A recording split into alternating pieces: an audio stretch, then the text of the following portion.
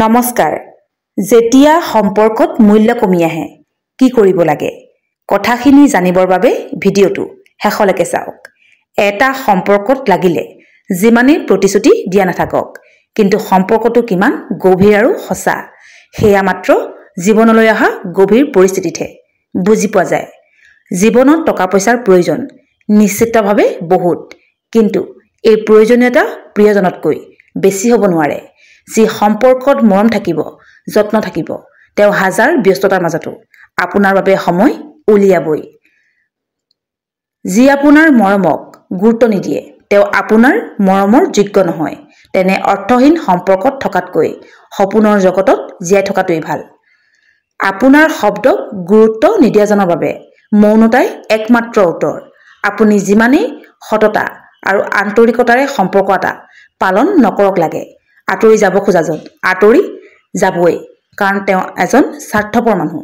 তেওঁৰ স্বাৰ্থ আপোনাৰ লগত শেষ হৈ গৈছে। যোৱাজনৰ কথা চিন্তা কৰি মন বেয়া নকৰিব। এটা কথা সদায় মনত ৰাখিব, আমাৰ ভালৰ বাবে মিছা মানুহবোৰ আমাৰ জীৱনৰ পৰা আঁতৰি যোৱাটো খুবেই প্ৰয়োজন। সময়, সন্মান আৰু মৰম জোৰ কৰি ল'ব নোৱাৰে। যাৰ জীৱনত আপোনাৰ মূল্য, গুৰুত্ব থাকিব, তেওঁ এইকেইটা আপোনাক সন্মানেৰে দিব। প্ৰত্যেক সম্পৰ্কতে এজাক ধুমুহাৰ প্ৰয়োজন, কাৰণ সেই ধুমুহাজাকৰ পৰা গম পোৱা যায় যে কোন কাৰ কিমান আপোন আছিল। এটা কথা অপ্ৰিয় হ'লেও সত্য যে সম্পৰ্ক এটা নতুন হৈ থাকিলে বুজিব নোৱাৰি, কাৰণ নতুন সম্পৰ্ক এটাত কথা পাতিবলৈ মানুহে অজুহাত বিচাৰে আৰু পুৰণা হ'লে অৱহেলা কৰিবলৈ লয়। আচলতে যেতিয়া কোনোবাই কাৰোবাৰ বাবে কান্দে সেয়া হ'ল আৱেগ, যেতিয়া কোনোবাই কাৰোবাক কন্দুৱায় সেয়া হ'ল প্ৰতাৰণা, আৰু যেতিয়া আনক কন্দা দেখি নিজেও কান্দি পৰে সেয়া হৈছে মৰম।